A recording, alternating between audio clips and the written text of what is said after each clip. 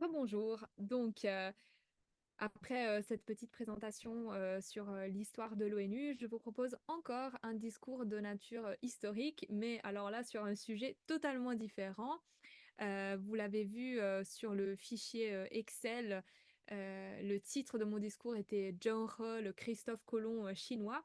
Alors j'avoue que ce n'est pas moi qui ai inventé ce titre, je me suis inspirée d'un épisode du podcast Au cœur de l'histoire, que je vous conseille d'ailleurs, je le trouve toujours très intéressant. Et voilà, un beau jour, je suis tombée sur cet épisode, sur ce personnage, Zheng He, euh, que je ne connaissais pas du tout et qui apparemment était un très grand explorateur chinois. Alors, comme personnellement, je suis très passionnée par la culture chinoise, j'ai décidé d'écouter ce podcast et d'en savoir un peu plus sur le personnage. Voici donc ce que j'ai appris. Alors, notre Zheng He, en réalité, à la base, s'appelle Mae. euh, Mae est né en Chine en 1371 et il est décédé en 1433. Alors, il faut savoir que Mae a vécu dans la région du Yunnan, qui à l'époque était sous domination mongole. Petit topo historique, il faut savoir que jusqu'en 1361, la Chine était gouvernée par une dynastie qui était la dynastie des Yuan, une dynastie dominée par les Mongols. Et en 1368, cette dynastie est renversée par l'empereur Hongwu qui va fonder une nouvelle dynastie, la dynastie des Ming. Mais quand notre Mae est né en 1371, il habitait dans la région du Yunnan, qui était encore sous domination mongole. Et lui-même, Mae, appartenait à la famille qui dirigeait cette région. Il était élevé pour devenir justement un jour responsable de cette région, devenir aussi vassal du Khan, qui était l'empereur mongol.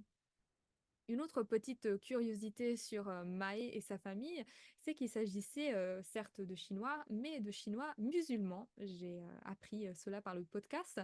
Je ne le savais pas, mais l'islam en tant que religion voit le jour au 7e siècle, et à partir de là, les Arabes euh, se lancent dans des conquêtes à la fois à l'ouest et à l'est. Et donc, comme cela, de fil en aiguille, ils parviennent jusque en Chine. Raison pour laquelle, voilà, notre Maé était musulman. Mais un jour, en 1380, la vie de Maé et de sa famille va basculer. Comme je le disais auparavant, l'empereur Hongwu était monté au pouvoir, avait fondé la dynastie des Ming et il avait un objectif, c'était de reprendre tous les territoires qui étaient encore inféodés aux Mongols. Raison pour laquelle il décide d'attaquer la province du Yunnan afin de l'intégrer à la Chine.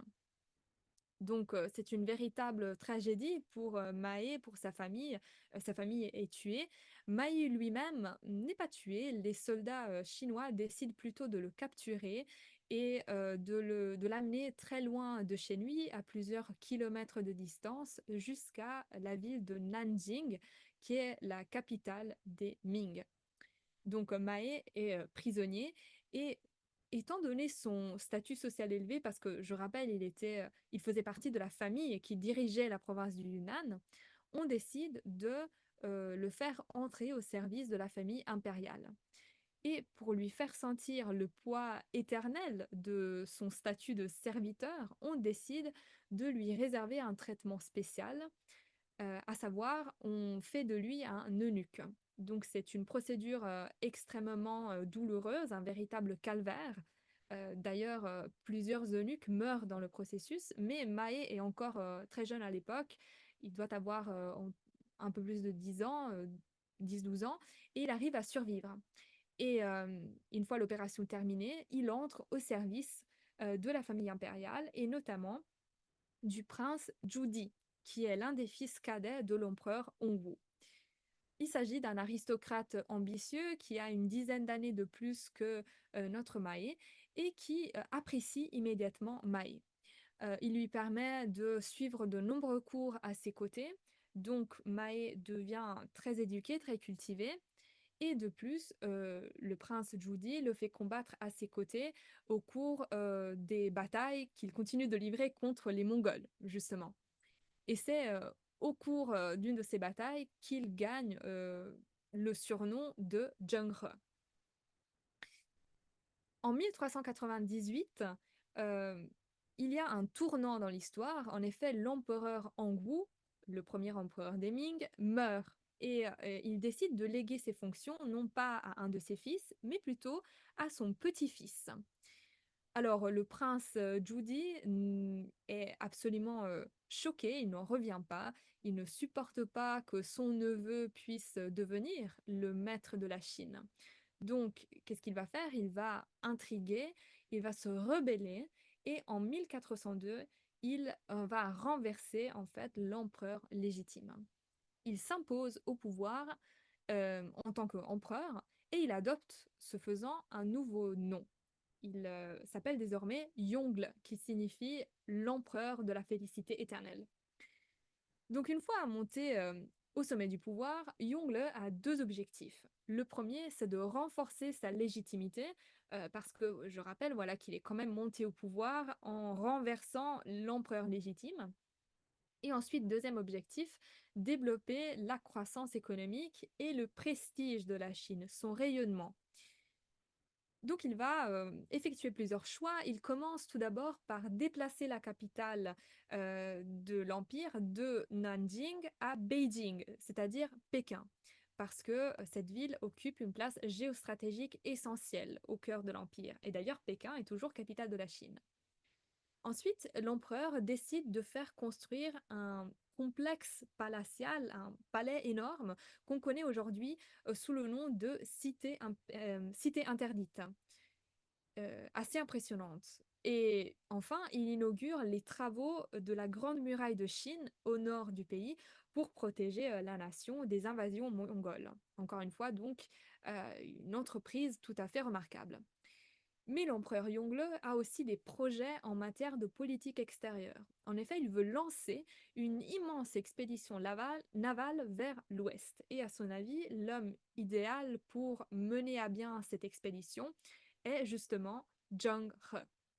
Alors, Zheng He, à ce point-là de son histoire, est devenu un homme très intelligent, très cultivé, charismatique. Il connaît non seulement l'islam, mais aussi d'autres religions comme le bouddhisme et le taoïsme.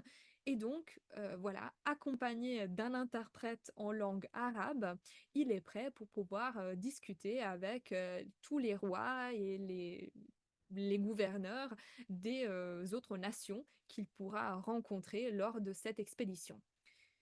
Donc justement, notre empereur Yongle euh, attribue à Zheng He une immense flotte qui se compose d'environ 300 bateaux, 300 navires construits en cale sèche. Alors, je ne vais pas expliquer en quoi consiste cette technique, mais sachez juste que les Européens ne maîtriseront cette technique, enfin ne maîtriseront pas cette technique avant longtemps. Donc les Chinois ont été assez novateurs. Et en fait, pour vous faire comprendre l'idée, enfin, c'est des bateaux vraiment énormes. En chinois, on les appelle baochuan, qui signifie les bateaux trésors. Et selon des écrits qui ont été rédigés plusieurs centaines d'années après les faits, ces bateaux pouvaient atteindre 138 mètres de long pour 56 mètres de large. Alors, il faut prendre ces chiffres avec des pincettes parce que, comme je viens de l'expliquer, voilà, c'est des textes qui ont été écrits relativement tard, mais il n'empêche que d'après les archéologues aussi, il s'agissait de bateaux vraiment monumentaux. Alors eux, ils semblent plutôt considérer que les bateaux arrivaient à 60 mètres de long, mais ça reste des proportions vraiment gigantesques. Pour comparaison, Christophe Colomb, quand il part à la découverte de l'Amérique, eh bien, un de ces bateaux, la Santa Maria, mesure environ 30 mètres de long pour 8 mètres de large. Donc, c'est des proportions vraiment différentes. Bien sûr, à bord de ces bateaux, il y avait des marins, des Chinois marins, un total de 30 000 marins et militaires. L'objectif de cette expédition était euh, d'impressionner en fait les puissances étrangères et aussi de se défendre. Parce qu'on allait quand même dans un territoire inconnu, et notamment se défendre contre les pirates, qui étaient un véritable fléau et qui sillonnaient les mers à l'époque. Yongle avait justement voulu cette expédition, donc non seulement pour souligner la puissance de la Chine, euh, mais aussi pour ouvrir de nouvelles routes commerciales pour voilà, pouvoir s'approvisionner en des matières qui n'existaient pas en Chine ou qui n'étaient pas très disponibles en Chine ou qui étaient extrêmement chères. Donc, entre 1405 et 1430, Zheng He va entreprendre 7 voyages, 7 expéditions dans plusieurs pays.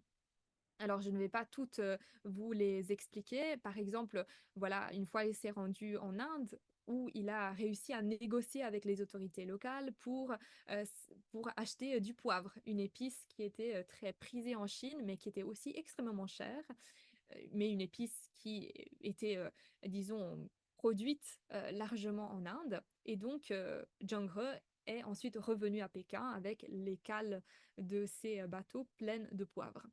Lors d'une autre expédition, Zheng He s'est rendu en Afrique, dans l'actuel Kenya, au royaume Malindi, où il a pu acheter de l'or. Et en fait, les négociations se sont plutôt bien passées. Et figurez-vous qu'à la fin, les habitants du Malindi ont décidé d'offrir une girafe à Zheng He. Alors en Chine, il n'y avait pas vraiment de girafe, donc c'était un animal tout à fait surprenant, original. La pauvre girafe a été transportée jusqu'à Pékin. Elle a réussi à survivre, mais une fois sur place, elle a vraiment fait fureur. Plein d'artistes chinois lui ont dédié des œuvres d'art et des poèmes. Et d'ailleurs, les archéologues aujourd'hui ont trouvé des traces du passage des Chinois justement dans le territoire des Malindi à l'époque. Ils ont retrouvé par exemple des traces de porcelaine Ming, ces vases en porcelaine blanche avec des décorations bleues, très connues, très prisées. On en a retrouvé donc en Afrique. Et d'ailleurs, il semblerait que certaines traditions culinaires locales soit comparable à certaines traditions culinaires chinoises. Donc voilà, encore une fois, des signes qui attestent du passage des Chinois en Afrique. Une, un dernier élément intéressant est que les expéditions de Zheng He ont permis de faire progresser la connaissance du monde connu dans les années 1420 et des poussières.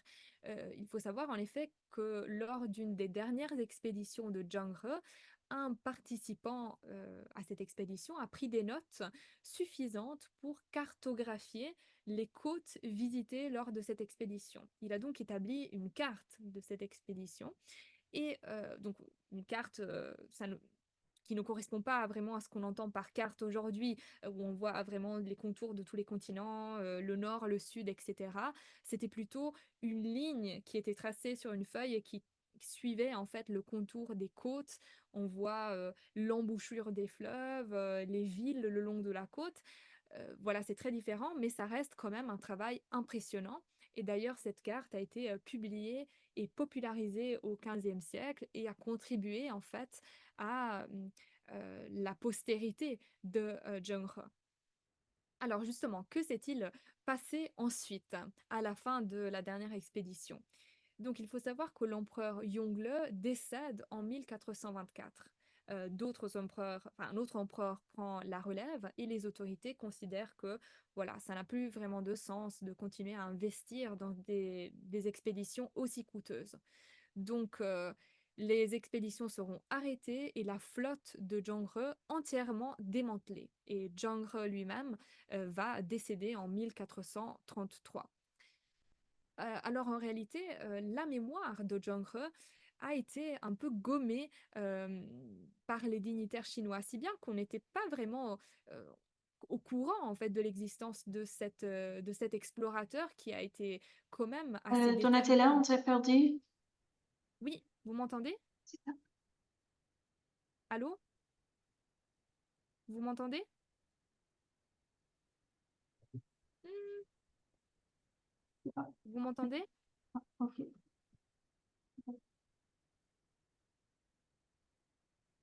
Je vais voir si c'est appris.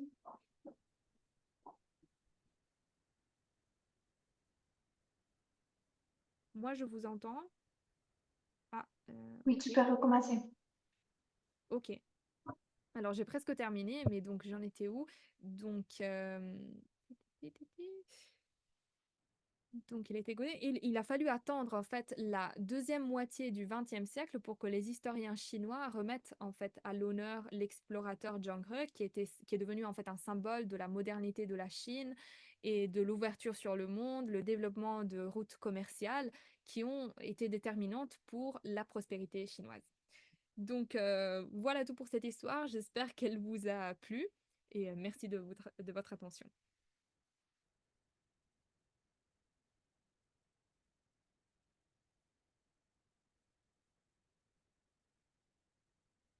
Ok, bon, je vais partir du coup. Merci beaucoup et à la prochaine fois.